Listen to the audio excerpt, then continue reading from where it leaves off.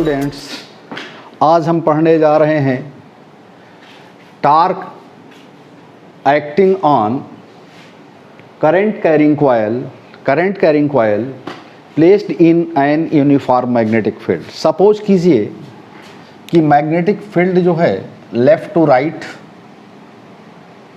है, जिसकी value V है, यूनिफॉर्म फील्ड है। इसमें एक कॉइल ABCD इनिशियली जो है इसका प्लेन पैरेलल रखा गया है मैग्नेटिक फील्ड के डायरेक्शन में। करंट की डायरेक्शन क्लॉकवाइज है, अब ज़रा देखिए क्या होगा ऐसी सिचुएशन में। आप देख सकते हैं कि arm BC and arm AD ये दोनों मैग्नेटिक फील्ड के पैरेलल है, यानी इनमें बहने वाली करंट या तो मैग्नेटिक फील्ड के एलांग है या मैग्नेटिक फील्ड के अपोजिट डायरेक्शन में है। जैसे BC में मैग्नेटिक फील्ड के एलांग है और AD में मैग्नेटिक फील्ड के अपोजिट है। हम जानते हैं कि अगर कोई करंट कैरिंग कॉइल या कोई करंट कैरिंग कंडक्टर किसी मैग्नेटिक फील्ड में रखा गया है, इस तरीके से रखा गया है कि उसमें बहने वाली करंट की डायरेक्शन जो है मैग्नेटिक फील्ड के एलांग है या मैग्नेटिक फील्ड के अपोजिट है, इस डायरेक्शन में उस पर कोई फोर्स नहीं लगता है, क्योंकि हम जानते हैं कि मैग्नेटिक फोर्स जो लगता है वो कितना लगता है, IVL साइन थीटा लगता है। थीटा चाहे 0 हो चाहे थीटा 180 डिग्री हो, दोनों ही डायरेक्शन में जो फोर्स लगेगा वो क्या लगेगा, IVL साइन 0 लगेगा इस केस में, और साइन 0 की वैल्यू 0 होने की वजह से ये पूरा 0 हो जाएगा। और मान लीजिए अगर ये 180 डिग्री का है तब भी साइन 180 डिग्री होगा, तब भी ये फोर्स 0 हो जाएगा। कहने का मतलब है कि आर्म BC और आर्म AD में कोई फोर्स नहीं लगेगा। कब? जब प्लेन हमारी parallel to the magnetic field रखी गई है, यानी इसका एक्सिस मैग्नेटिक फील्ड के परपेंडिकुलर है। इस डायरेक्शन में आर्म BC और AD में कोई फोर्स नहीं लगा। अब हम देखते हैं कि क्या हो सकता है CD और AB में।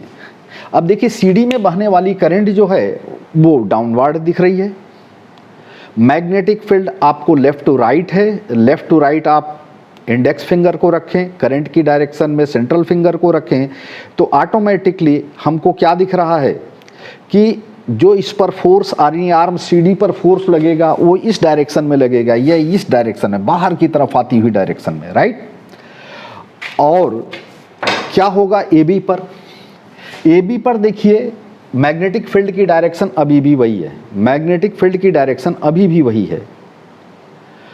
करंट की डायरेक्शन हाँ डेफिनेटली पलट चुकी है, तो करंट की डायरेक्शन पलट चुकी है तो आप देख सकते हैं कि हमारा अंगूठा किस डायरेक्शन में है, अब ये इनवर्ड है, यानी इस वाले पर फोर्स आउटवर्ड लग रहा है और इस पर फोर्स इनवर्ड होगा। 3D के रिस्ट्रिक्शन की वजह से हमको ये दिख नहीं रहा है।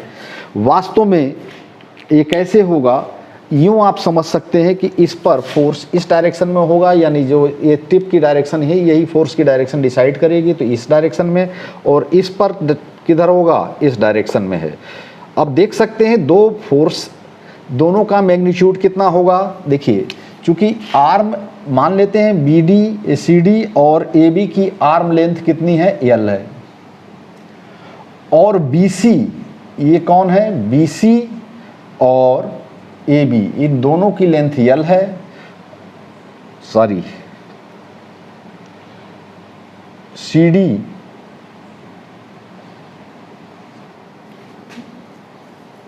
हाँ, हमने आर्म AB और CD की लेंथ को L सपोज कर लिया है, और आर्म VC और AD की लेंथ को क्या सपोज कर लिया है, V सपोज कर लिया। तो जाहिर है जो मैग्नेटिक फोर्स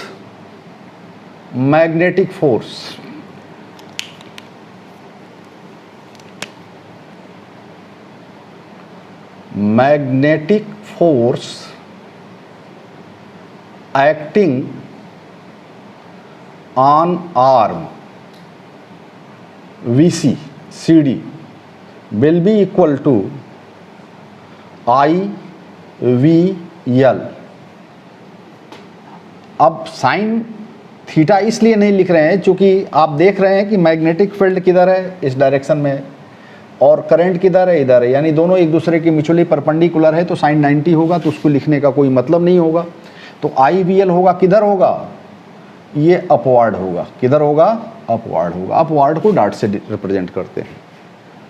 अब आते हैं magnetic force acting on arm AB equal to क्या हो जाएगा, IVL, मैग्नीट्यूड सेम होगा बट डायरेक्शन किधर होगी, इनवर्ड होगी। इनवर्ड को हमने क्रॉस से दिखाया है, यानी इस पर कैसे होगी, इनवर्ड होगी। इस पर और इस पर फोर्स इसलिए नहीं लगेगी कि मैग्नेटिक फील्ड के लांगे लाइन है। अब हम देखते हैं कि किसी भी सिस्टम पर दो इक्वल और अपोजिट फोर्सेज अगर लगते हैं तो क्या करते हैं, दो इक्वल और अपोजिट फोर्सेज लगते हैं तो क्या करते हैं, इसे रोटेट करते हैं। देखिए अगर आप लगा देंगे इस पर इस डायरेक्शन में, इस पर इस डायरेक्शन पे, तो ये क्या करेंगे, रोटेट करेंगे। किसके अबाउट रोट करेंगे, सेंटर के अबाउट। यानी ये सेंटर अगर आपका है, यानी कह दीजिए इसको कोई नाम दे दीजिए यम एन, यानी Mn क्या है, इस कॉइल के सेंटर से पास होने वाला कोई लाइन है, इसके प्लेन में ही है, तो इसी के एक्सिस के अबाउट ये क्या करेगा, रोटेट करना शुरू करेगा। थोड़े देर बाद मान लीजिए कि थीटा एंगल से रोटेट कर गया आपका क्या, एक्सिस। एक्सिस क्या है, जो कॉइल है, कॉइल के प्लेन के परपेंडिकुलर आउटवर्ड जो लाइन है उसको हमने एक्सिस माना। क्या मान लिया, एक्सिस। इसकी डायरेक्शन ये है। अगर इसको थीटा एंगल से घुमा देंगे तो प्लेन कितने एंगल से घूम जाएगा, डेफिनेटली 90 माइनस थीटा से घूम जाएगा। कितने से घूम जाएगा, 90 माइनस थीटा से। अब ये 90 माइनस थीटा से हो जाएगा तो ये वाला एंगल कितना हो जाएगा, ये थीटा हो जाएगा। अब देखिए चूंकि ये कॉइल के आर्म का यानी AB का सेंटर है, तो अब A की नई पोजीशन A डैश हो गई और D की नई पोजीशन D डैश हो गई, C की नई पोजीशन C डैश हो गई और B की नई पोजीशन B डैश हो गई। अब चूंकि ये मिड पॉइंट है आर्म AD का, तो जाहिर है कि यहाँ से यानी इस पॉइंट से इस पॉइंट तक इसको ही M ले लेते हैं हम और इसको N ले लेते हैं। तो जाहिर है इट इज एविडेंट दैट कि N B डैश और N A डैश दोनों B/2 होंगे, क्योंकि ये मिड पॉइंट है AB डैश का। A डैश B डैश और AB डैश लेंथ तो सेम है, पोजीशन केवल चेंज हो गई है। तो ये क्या है, लेंथ तो सेम बनी हुई है, तो ये हाफ लेंथ होगी। ये वाली कितनी हो जाएगी आपकी B/2 और ये वाली कितनी हो जाएगी, ये भी B/2 हो जाएगी। अब B/2 हो जाएगी। अब इस पर फोर्स जरा ध्यान से देखिए, इस पर फोर्स क्या होगा, इस पर फोर्स देखिए, चूंकि इसमें करंट की डायरेक्शन भले पोजीशन भले बदल गई बट करंट की डायरेक्शन सेम बनी रही, डाउनवर्ड ही है। मैग्नेटिक फील्ड उसी डायरेक्शन में, यानी इस पर फोर्स आउटवर्ड ही रहेगा। और इस वाले सिचुएशन में क्या हो जाएगा, जरा ध्यान से देखिए, इस वाले में करंट की डायरेक्शन क्या है, करंट की डायरेक्शन सेम बनी हुई है, मैग्नेटिक फील्ड सेम है, लेंथ सेम है, यानी मैग्नेटिक फोर्स का मैग्नीट्यूड भी सेम होगा। और लेकिन ये क्या हो जाएगा, डाउनवर्ड हो जाएगा इस डायरेक्शन में। जब इस डायरेक्शन में होगा तो जाहिर है कि इस पर फील्ड डाउनवर्ड है, यानी इस डायरेक्शन में है, और इस पर फील्ड इस डायरेक्शन। देखिए पहले इनके बीच की दूरी पूरी आर्म लेंथ यानी B के बराबर थी, लेकिन अब क्या हो गया है, अब एक्चुअली देखिए ये डिस्टेंस रह गई है। ये देखिए ध्यान से, इसको हम रेड से मार्क कर देते हैं। अब इनके बीच में यानी जो फोर्स आर्म है, इनके बीच की डिस्टेंस ये हो जाती है। देखिए ये अब इनके बीच की डिस्टेंस के बराबर हो, और ये कितना हो जाएगा, इसको कोई नाम रख लें हम लोग, इसको K ले लें और इसको L ले लें।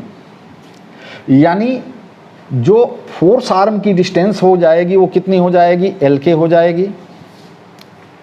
LK किसके बराबर होगा, LN के बराबर होगा प्लस NK के बराबर होगा।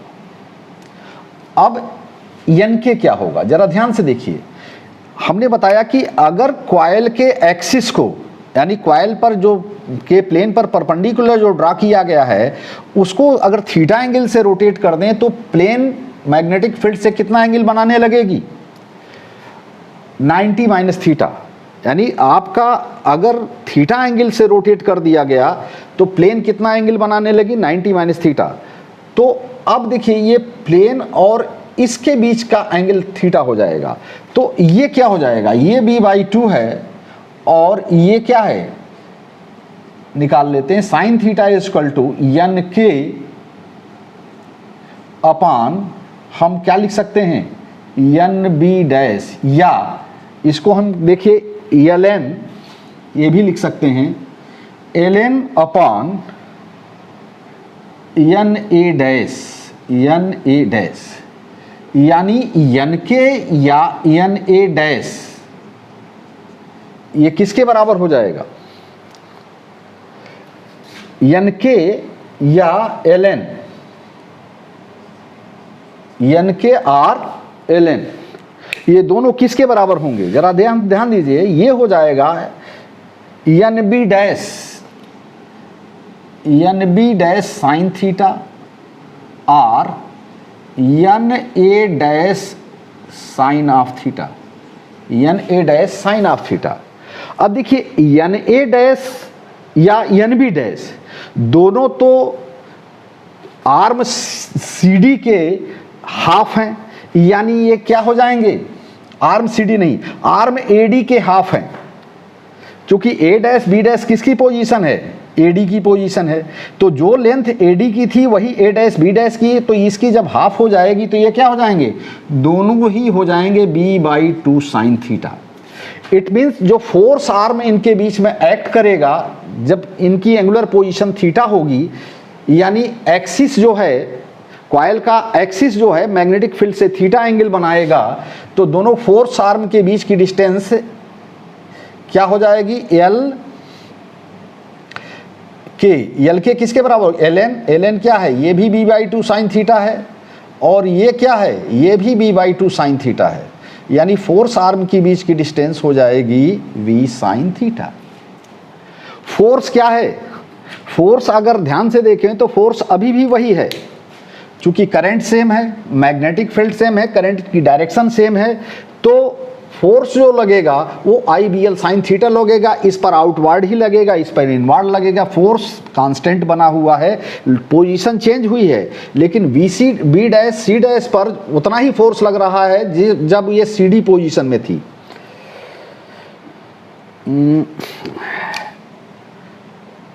राइट, ये D डैश है, ये क्या है, D डैश है, तो D डैश है तो एन डी डैश हो जाएगा, एन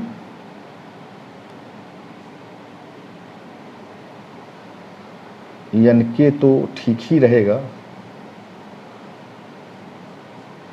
और एन एल भी सेम रहेगा क्योंकि ये भी थीटा ही रहेगा, तो एल एन अपान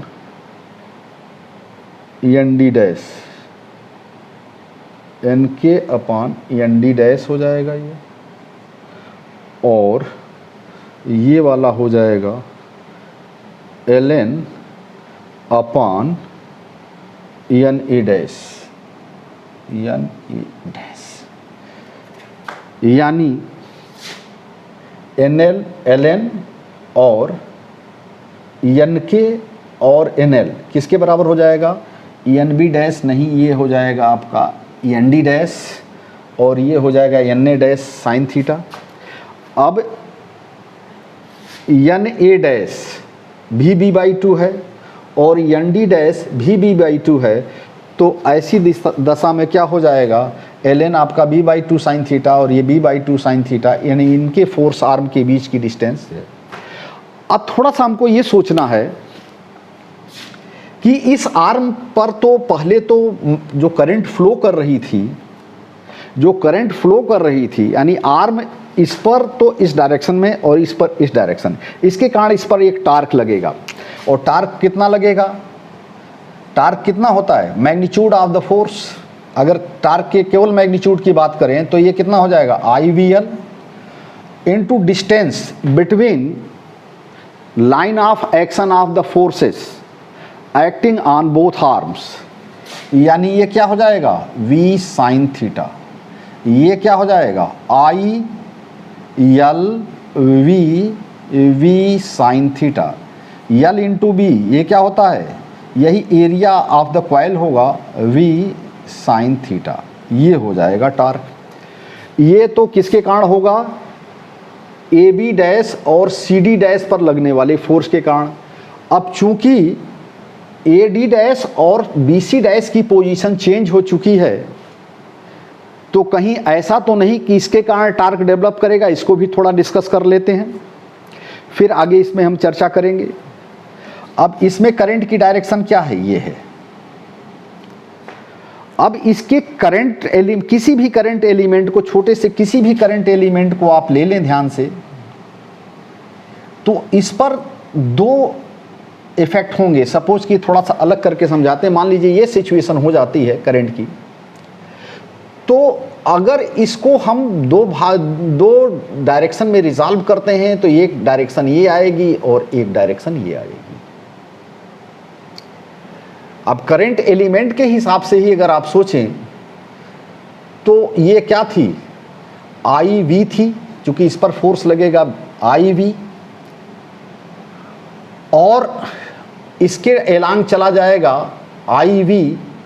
देखिए एक कंपोनेंट इसका आई वी का चला जाएगा, मान लीजिए फाई है तो आई वी कास फाई इधर चला जाएगा और आई वी साइन फाई इधर चला जाएगा। ध्यान से देखिएगा, केवल हम मैग्नीट्यूड की बात नहीं कर रहे, केवल डायरेक्शन की बात कर रहे हैं। तो इस करंट का एक कंपोनेंट इधर चला जाएगा, एक कंपोनेंट, तो इस कंपोनेंट के कारण तो कोई फोर्स लगेगा नहीं, यानी इसका जो इस डायरेक्शन में कंपोनेंट आएगा उसके कारण कोई फोर्स नहीं लगेगा। क्यों नहीं लगेगा, मैग्नेटिक फील्ड के एंटी पैरेलल हो रहा है। इसमें जो करंट बह रही है इस डायरेक्शन में, इसका अगर एक कंपोनेंट लेंगे तो इस वाले कंपोनेंट के कारण कोई फोर्स नहीं लगेगा, इस वाले कंपोनेंट के कारण फोर्स लगेगा। इसमें इस कंपोनेंट के कारण फोर्स लगेगा, लेकिन इस कंपोनेंट के कारण फोर्स नहीं लगेगा जो एक्सिस के अलांग है, यानी मैग्नेटिक फील्ड के अलांग है। अब बच जाता है ये। अब करंट की डायरेक्शन इधर हो जाएगी तो इस पे क्या होगा, इस पे कैसे फोर्स लगेगा, क्योंकि दो डायरेक्शन हो गई हमारे पास, एक करंट की डायरेक्शन इधर हो और एक करंट की डायरेक्शन ऊपर। अब मैग्नेटिक फोर्स किधर लगेगा, क्या इस पर कोई टार्क लगने वाला है, बंद। हाँ, आप देख रहे हैं कि जैसे एक कंपोनेंट इधर आ गया, यानी इसमें जो बहने वाली करंट के कारण एक करंट एलिमेंट का कंपोनेंट इधर आ जाएगा, एक कंपोनेंट इधर आ जाएगा। इस तरीके से इस वाले में एक करंट कंपोनेंट इधर आएगा, एक कंपोनेंट इधर, तो इसके कारण कोई फोर्स नहीं लगेगा, इसके कारण कोई, लेकिन इस वाले के कारण फोर्स लगेगा। क्यों फोर्स लगेगा, अब देखिए डायरेक्शन इधर हो गई, ध्यान से देखिए, डायरेक्शन इधर हो गई, डायरेक्शन किधर हो गई, इधर हो गई, और इस पे डायरेक्शन किधर हो गई, इधर हो गई। तो क्या ये भी टार्क बनाएंगे, नहीं बनाएंगे। इसको समझने के लिए आप यूं देखिए, ऐसे देखिए, इसको ऐसे देखिए, ऐसे सपोज करिए ये आपकी ये है, देखिए ऐसे देखिए, इस पे अगर इस डायरेक्शन में फोर्स लगता, देखिए इस पर तो हम क्लियर कट है कि फोर्स की डायरेक्शन किधर लग रही है, ऐसे ऐसे देखिए, इस पे फोर्स ऊपर की तरफ लग रही है, इस पे फोर्स इधर की तरफ लग रही है, राइट। देखिए ऐसे करंट मान लीजिए फ्लो कर रही है, ऐसे ऐसे, और मैग्नेटिक फील्ड की डायरेक्शन ऐसे, तो इस पर फोर्स किधर है, इस पर फोर्स नहीं है, इस पर फोर्स नहीं है पहले के केस में, और इस वाले केस में ऊपर की तरफ फोर्स है, इस वाले केस में फोर्स किधर है, नीचे की तरफ। जब यूं घूमता है तो करंट का एक कंपोनेंट इस पे नीचे की तरफ जाता है, इस एक करंट किधर जाता है, नीचे की तरफ जाता है, तो नीचे के कारण इस पर एक कंपोनेंट इधर आएगा और एक कंपोनेंट डाउनवर्ड जाएगा। इस पे क्या हो जाएगा, एक कंपोनेंट ऊपर चला जाएगा, एक कंपोनेंट मैग्नेटिक फील्ड के पैरेलल हो जाएगा। तो मैग्नेटिक फील्ड के पैरेलल वाले कंपोनेंट का फोर्स तो नहीं लगेगा, लेकिन जो इधर वाला फोर्स लग रहा है, देखिए नीचे की तरफ जो करंट जा रही है, या करंट एलिमेंट का जो पोर्शन, आप चूंकि करंट एलिमेंट एक वेक्टर क्वांटिटी रिजॉल्व कर सकते हैं, तो नीचे की तरफ अगर जो जा रहा है तो उसके कारण देखिए ध्यान से फोर्स इधर लग जाएगा और इस पे फोर्स इधर, यानी फोर्स यूं लगेगा। यूं लगने का मतलब यहाँ पे फोर्स अपोजिट पेयर में जैसे ही थीटा से थोड़ा सा घूमेगी तो इस पे फोर्स तो लगने लगेगा, लेकिन ये फोर्सेस कैसे लगेंगे, इक्वल और अपोजिट डायरेक्शन में लगेंगे, लाइन ऑफ एक्शन सेम होगी। तो इसके मतलब ये क्या करेंगे, इक्वल और अपोजिट फोर्सेस होने के कारण ये टार्क नहीं डेवलप करेंगे, यानी आर्म एडी और CD पर जो लगने वाले फोर्सेस हैं ये मैग्नीट्यूड में कैसे होंगे, मैग्नीट्यूड में इक्वल होंगे बट अपोजिट होंगे, इसलिए कोई फोर्स नहीं लगता है। अब ऐसे फिगर में नहीं समझ में आएगा, आप यूं ही करके देख सकते हैं, ऐसे ही करके देख सकते हैं, क्योंकि जब कंपोनेंट जो नीचे जाएगा, अब इसमें देखने पर तो दोनों की डायरेक्शन सेम लग जा रही है, लेकिन ऐसा नहीं है। इसमें तो इस डायरेक्शन में है फोर्स, यानी वाई एक्सिस के अलोंग फोर्स है, और इसमें क्या है, इसमें देखिए ये जा रहा है।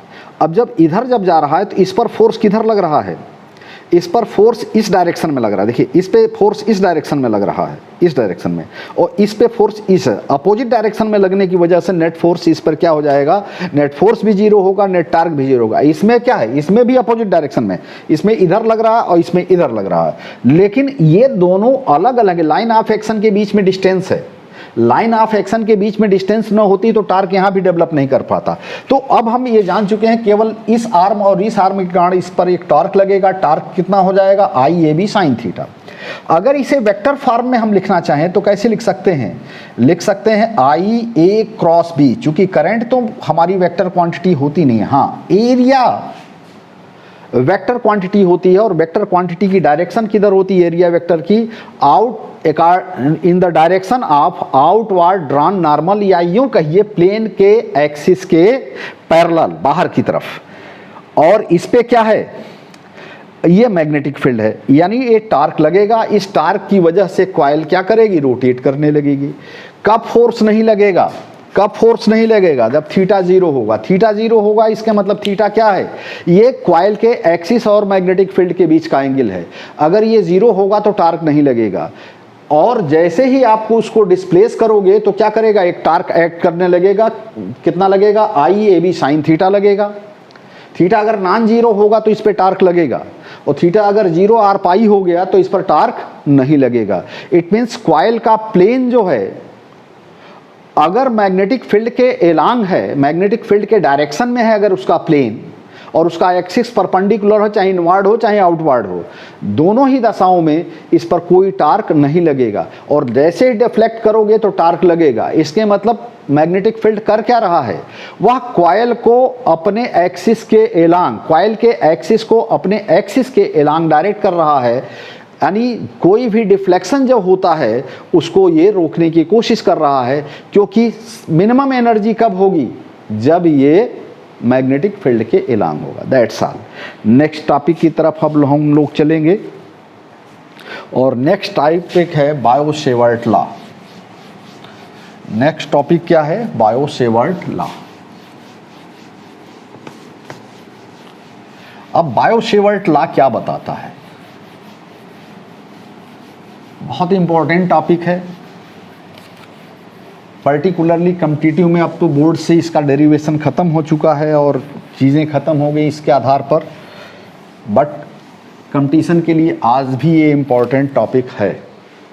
ज़रा ध्यान से देखिए, मान लीजिए कोई करंट कैरिंग कंडक्टर है,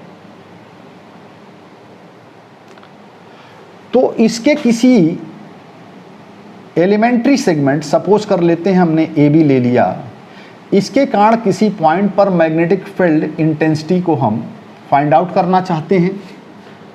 इसको सबसे पहले किसने किया था, बायो-सेवर्ट ने ही किया था, और उन्होंने एक्सपेरिमेंटली ये प्रूव किया था कि इसमें बहने वाली करंट जो होती है, करंट एलिमेंट में बहने वाली करंट, करंट एलिमेंट किसे कहते हैं, अगर वायर को इनफाइनाइट सिमिल स्मॉल सेगमेंट में तोड़ दें, ब्रेकअप कर दें, स्प्लिट कर दें, और कोई एक छोटा सा पोर्शन ले लें, तो वो करंट एलिमेंट कहलाता है।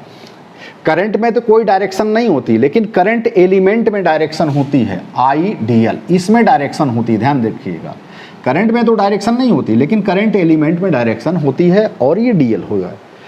अब ये उन्होंने एक्सपेरिमेंटली इसे ऑब्जर्व किया कि इस करंट एलिमेंट के कारण, किसी पॉइंट P पर जो मैग्नेटिक फील्ड प्रोड्यूस होगा वो directly proportional to current flowing in the current element. दूसरा उन्होंने देखा कि करंट एलिमेंट की लेंथ अगर बढ़ती है तो मैग्नेटिक फील्ड इंटेंसिटी भी बढ़ती है। कैसे उन्होंने पता किया होगा, डेफिनेटली वहाँ पर सिंपल आप भी समझिए, यहाँ कोई रख दीजिए कंपास, करंट अगर बढ़ाया तो डिफ्लेक्शन बढ़ गया, करंट घटाया डिफ्लेक्शन घट गया, यानी डीवी डायरेक्टली प्रोपोर्शनल। और उनमें अगर डायरेक्टली प्रोपोर्शनल का रेशियो हो तो आप कह सकते हैं डिफ्लेक्शन और मैग्नेटिक फील्ड के बीच चेंज में अगर रेशियो डायरेक्टली यानी जिस बढ़ाएं तो उसी रेशियो में बढ़ जाए, घटाएं उसी रेशियो में घट जाए, तो डीवी डायरेक्टली प्रोपोर्शनल टू आई आ गया। करंट एलिमेंट की लेंथ को घटाने और बढ़ाने पर भी मैग्नेटिक फील्ड की वैल्यू में पॉजिटिव और नेगेटिव असर पड़ता है। घटाने पर नेगेटिव और पॉजिटिव असर पड़ता है, यानी घटाने पे घट जाता है, बढ़ाने पे बढ़ जाता है। इसके बाद उन्होंने देखा करंट एलिमेंट जो से अगर पॉइंट की डिस्टेंस r है तो ये dv जो होता है inversely proportional to r square देखा। फर्दर एक चीज़ उन्होंने और ऑब्जर्व किया कि केवल i, dl और r पर नहीं बल्कि करंट एलिमेंट से पॉइंट को ज्वाइन करने वाली लाइन और करंट एलिमेंट के बीच का जो एंगल है उसके साइन पर भी डिपेंड करता है। इन सबको कंबाइंड करने के बाद क्या मिला, dv directly proportional to I dl sine theta by r square. Proportionality की साइन हटाने पर आ जाता है आपका mu 0 4 pi I dl sine theta by r square. क्या आ गया, r स्क्वायर। अब म्यू 0 क्या है, म्यू 0 की वैल्यू होती है 4 pi into 10 to power -7 units. क्या होगी, tesla. Tesla meter ampere, tesla meter ampere. Tesla होती है मैग्नेटिक फील्ड की यूनिट, मीटर अपॉन, ये इसकी वैल्यू आई। म्यू 0 क्या है, mu 0 it is the permeability, it is the permeability of free space और एयर। एयर या फ्री स्पेस की मैग्नेटिक परमिएबिलिटी है, ये इन्होंने ऑब्जर्व किया।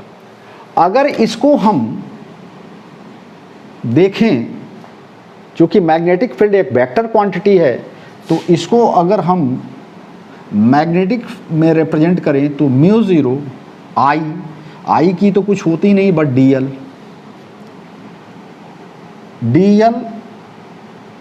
डॉट r अपॉन r स्क्वायर। क्या हो जाएगा, डॉट नहीं होगा, सारी क्रॉस होगा, क्योंकि ये डॉट से तो हमें स्केलर क्वांटिटी मिल जाएगी, तब मैग्नेटिक फील्ड वेक्टर क्वांटिटी रह ही नहीं जाता, dl क्रॉस r है। r कैप है, r कैप का मतलब क्या है, unit vector, unit vector along line joining the current element to the point where magnetic field intensity is to be find out। अब देखिए किसी भी वेक्टर को यूनिट वेक्टर को अगर हम रिप्रेजेंट करना चाहें तो क्या हमारे पास तरीका होता है, उस वेक्टर को उसके मैग्नीट्यूड से डिवाइड कर दीजिए तो किसी वेक्टर के along यूनिट वेक्टर ऑटोमेटिकली मिल जाता है। आर यूनिट वेक्टर किसको रिप्रेजेंट कर रहा है, यूनिट वेक्टर एलॉन्ग ओपी को, तो OP divided by mod of OP. मान लीजिए ओ ओरिजिन हो, यानी ये ओरिजिन हो जहाँ पर करंट एलिमेंट है, और पी जहाँ पॉइंट है उसकी position vector with respect to origin R हो, तो ये क्या हो जाएगा, आर अपॉन मॉड आर, यानी क्या कह सकते हो, R upon R cube, sorry R upon are.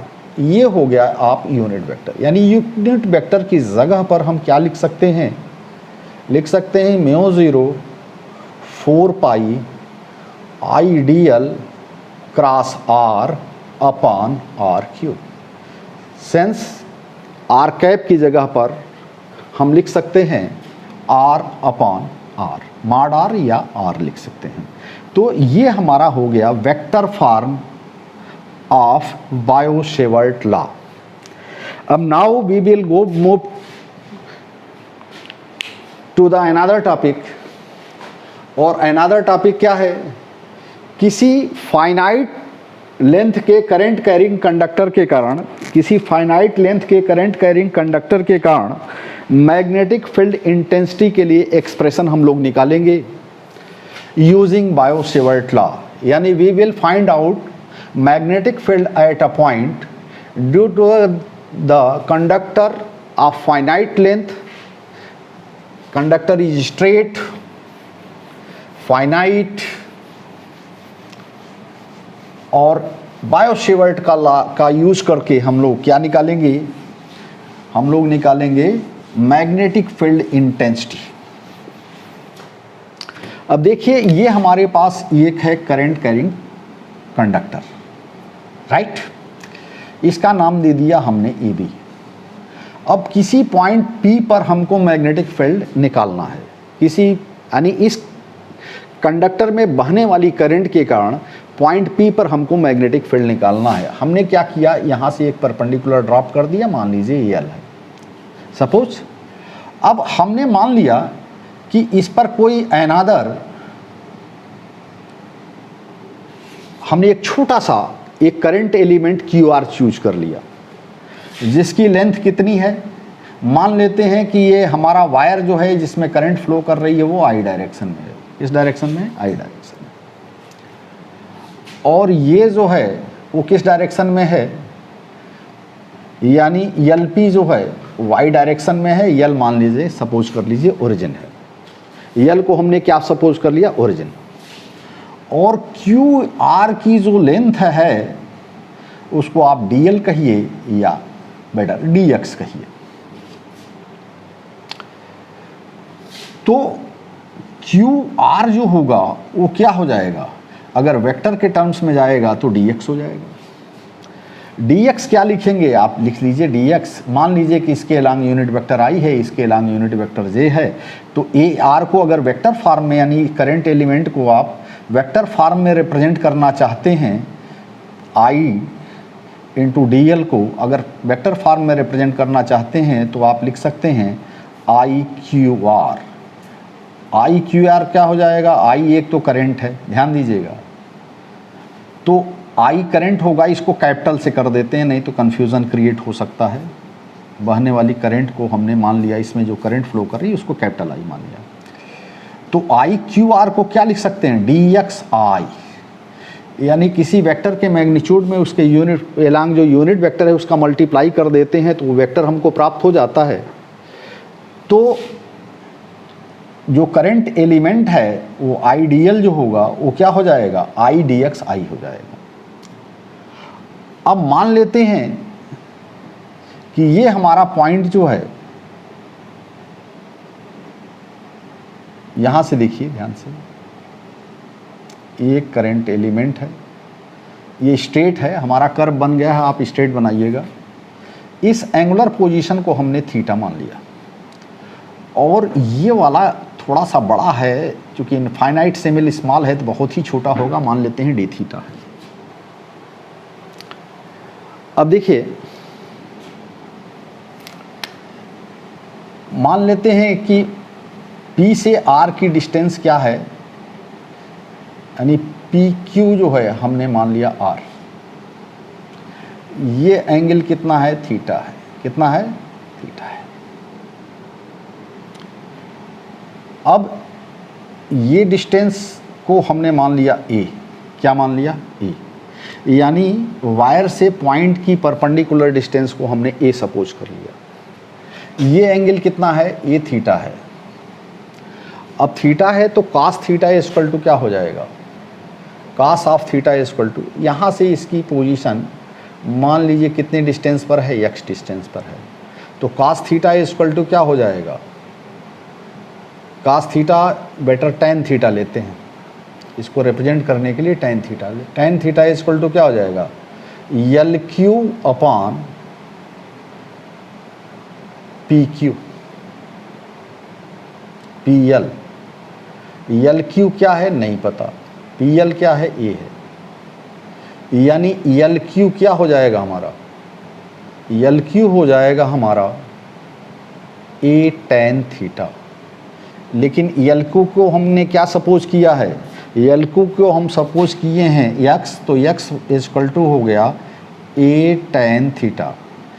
Differentiating with regard to x we है क्या करेंगे, dx का x हो गया, dx का हो गया 1, a tan थीटा का हो जाएगा sec square theta d theta by dx, यानी कह सकते हो dx इक्वल टू हो जाएगा आपका a sec square theta d theta.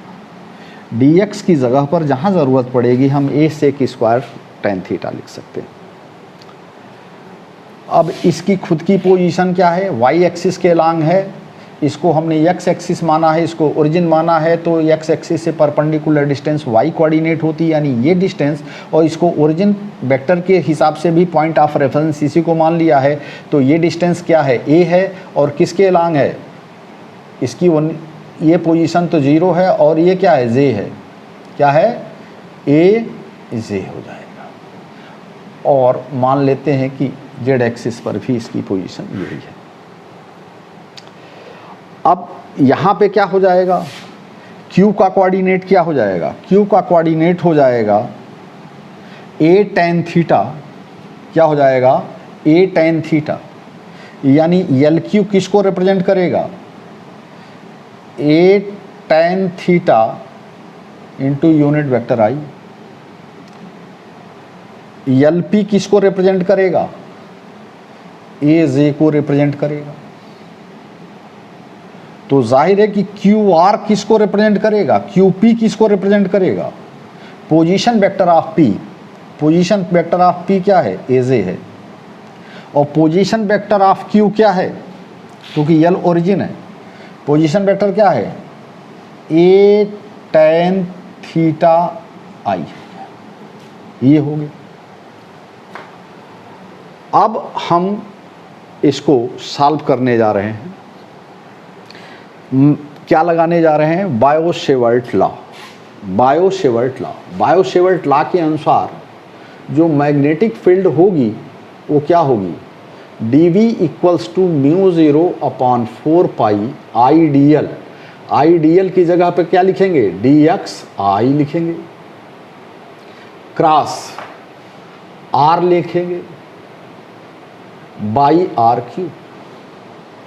अब ध्यान देने की ज़रूरत है, ये हो जाएगा μ0 अपॉन 4 पाई आई, dx की जगह पर हम लोग लिखेंगे a sec square theta d theta. That's why we have find out dx here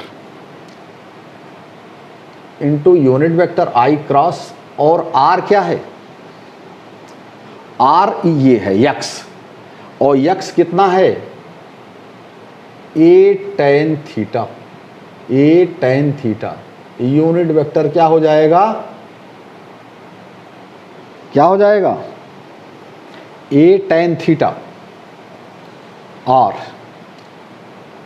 नहीं, r इसके द्वारा QP r होगा, यही वेक्टर r है, QP करंट एलिमेंट से पॉइंट।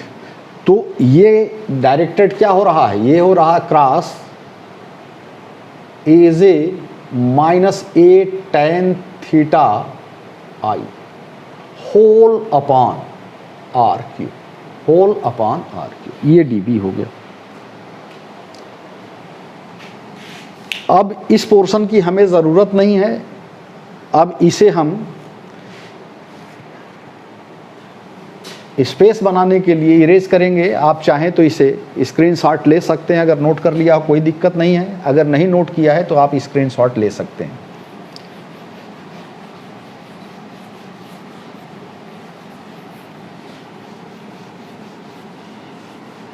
अब हमको बायो-सेवर्ट लॉ से निकाल लिया, हमने क्या ले लिया, dv निकाल लिया। अब dv क्या करेंगे, अब नाउ इंटीग्रेटिंग।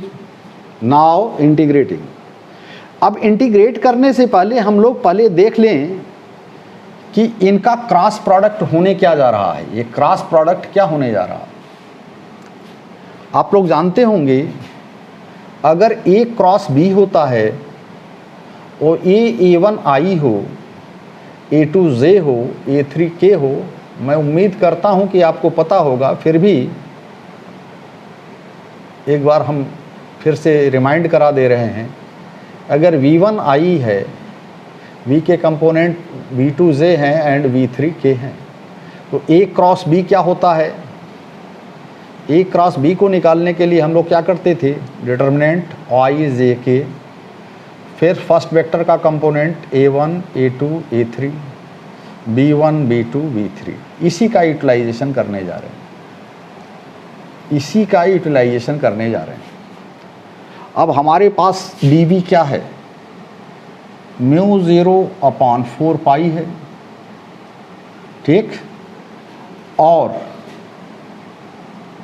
I है, I को हमने कैपिटल्स ले लिया जी कि कन्फ्यूज़न ना हो, क्योंकि वो यूनिट वेक्टर भी I से रिप्रेजेंट किया गया है, तो कहीं अगर लिख दिया गया है तो उसको आप स्वयं से ही कैपिटल I में कन्वर्ट कर लें, करंट को कैपिटल I से ही शो करें।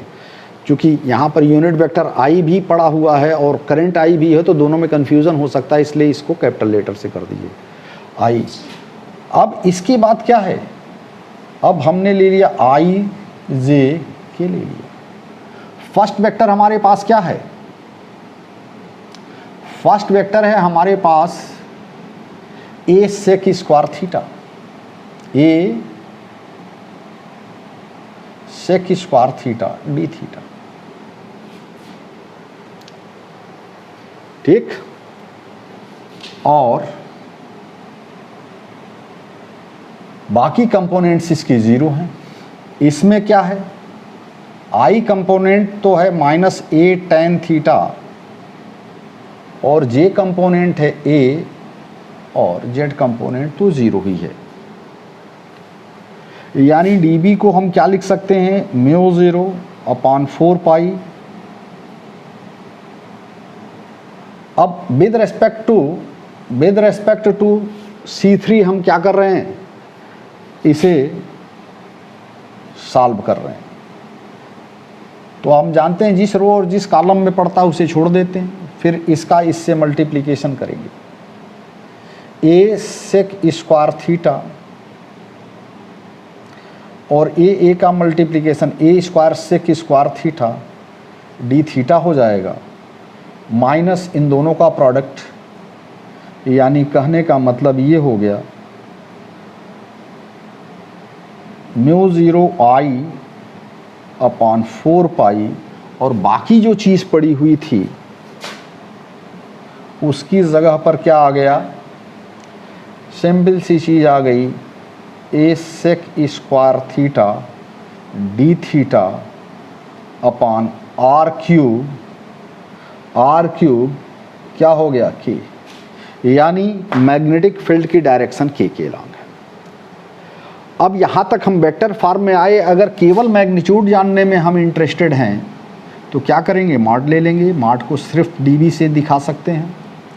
यहाँ पे क्या हो जाएगा? μ0 हो जाएगा, 4 पाई हो जाएगा, A sec square theta d theta हो जाएगा अपॉन r क्यूब हो जाएगा, मॉड K 1 हो जाएगा। तो ये हो गया।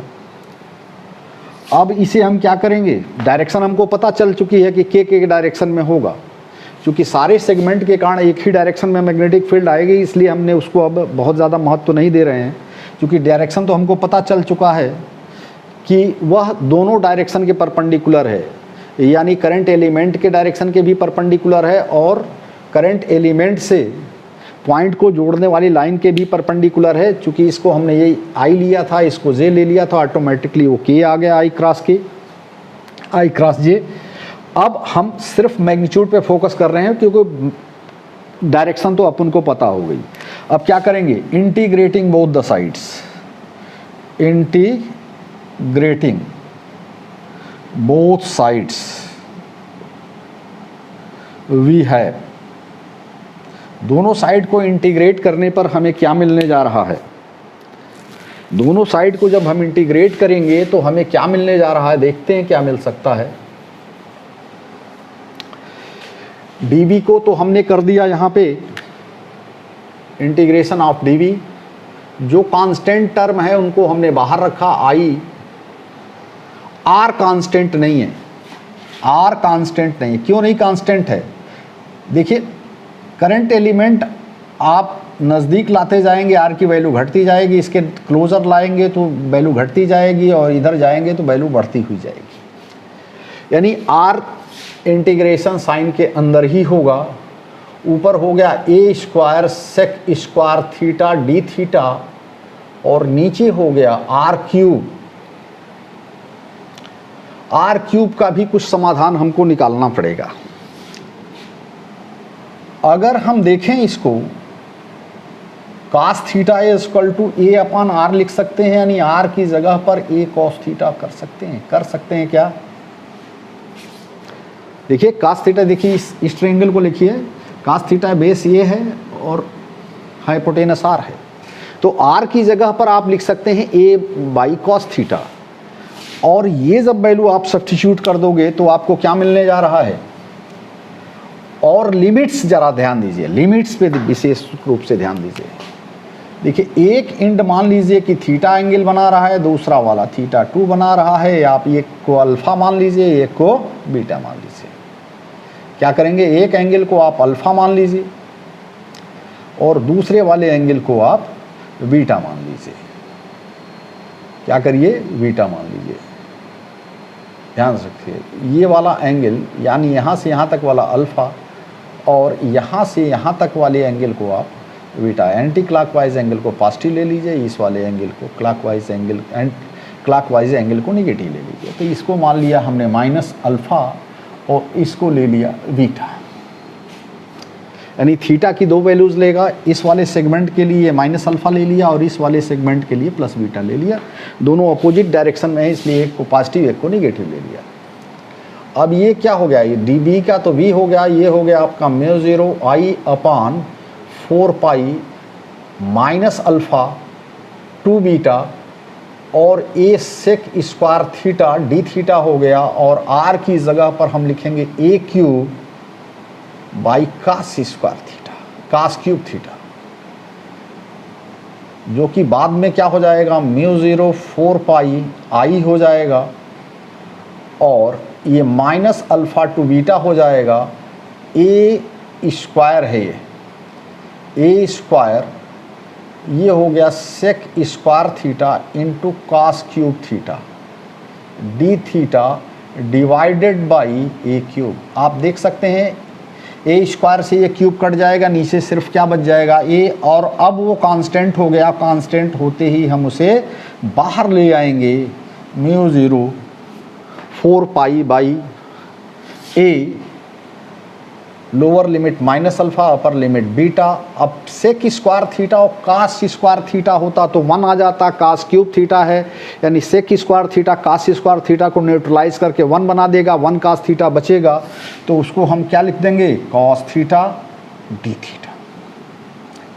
अब फर्दर म्यू 0 अपान 4 पाई आई ए, कास थीटा का इंटीग्रेशन क्या हो जाएगा, साइन थीटा, ये हो जाएगा minus alpha and this is beta. यानी मैग्नेटिक फील्ड क्या हो जाएगा, जरा ध्यान से देखिएगा, वहां से हम लोग अब यहां आ रहे हैं, ध्यान से देखिए। अब बी की वैल्यू उस पोजीशन से हम लोग इस पोजीशन पे आ रहे हैं, जरा देखिए ध्यान से। मैग्नेटिक फील्ड वी हो गया, म्यू 0 हो गया, 4 पाई हो गया आई ए, आई बाई ए, ये क्या हो जाएगा, sine of upper limit minus sine of lower limit. आपको पता है कि mu 0 upon 4 pi I by ए हो जाएगा, ये है साइन ऑफ बीटा, और ये हो गया आपका साइन ऑफ अल्फा। ये हो गया mu 0 upon 4 pi I by A sine alpha sign beta. ये हो गया किसी फाइनाइट लेंथ के करंट कैरिंग कंडक्टर के कारण उससे ए डिस्टेंस पर लोकेटेड किसी पॉइंट पर मैग्नेटिक फील्ड के लिए expression. Very very important one, इस पर क्वेश्चंस काफ़ी अच्छे आते हैं। अभी जब क्वेश्चन डिस्कस करेंगे तो हम लोग इसके बारे में चर्चा करेंगे। फिलहाल नेक्स्ट टॉपिक में हम लोग कुछ प्रॉब्लम्स लगाएंगे। अब देखिए यहाँ पर, इसको स्क्रीनशॉट ले लीजिए, मैं हट जाता हूँ, स्क्रीनशॉट ले लीजिए। ये आपका आ चुका है, इस पर कुछ केसेस हैं उसको हम डिस्कस करेंगे अभी। हाँ ठीक, अब जरा इस फिगर को हम लोग थोड़ा सा मिटाते हैं।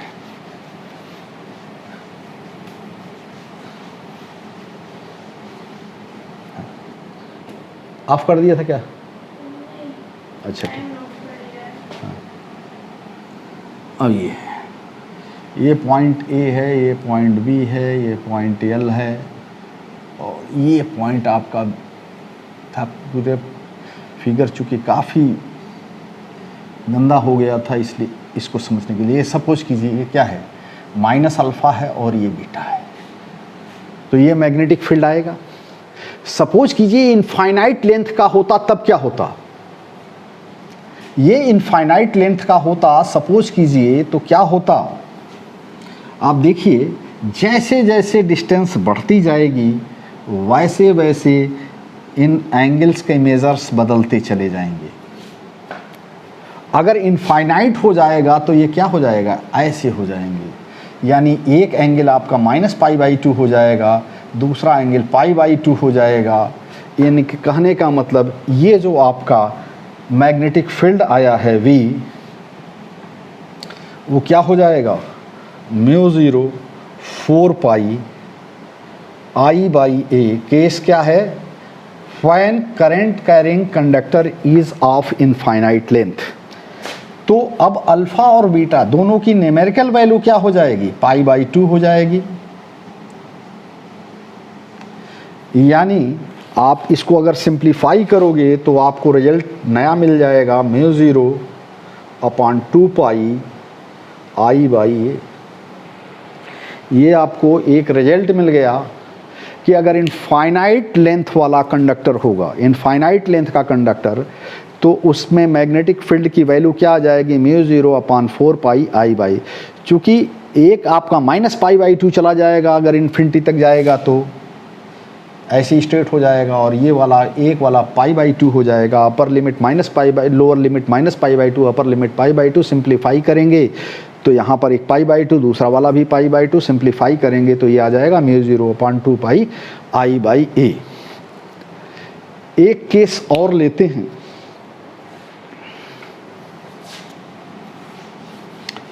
अगर ये पॉइंट परपेंडिकुलर बाइसेक्टर पर लोकेटेड होता तब क्या होता। अभी तक ये तो कहीं पर था, मान लीजिए कि ये परपेंडिकुलर बाइसेक्टर पर होता तब क्या होता।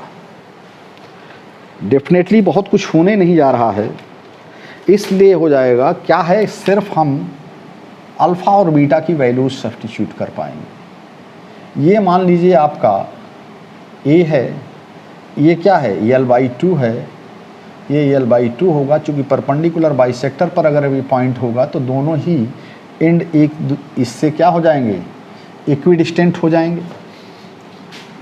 अब ये आपका अल्फ़ा हो जाएगा, तो साइन माइनस अल्फ़ा का माड, यानी हमको यहाँ तो रखना साइन अल्फ़ा की वैल्यू, यानी साइन अल्फ़ा, ये क्या हो जाएगा, आप देख सकते हो साइन अल्फ़ा की वैल्यू क्या हो जाएगी, L/2। केस हम क्या कर रहे हैं, अगर पॉइंट P कंडक्टिंग वायर्स जिसमें करंट बह रही है उसके अगर परपेंडिकुलर बाइसेक्टर पे होता तो क्या होता, कुछ नहीं होता।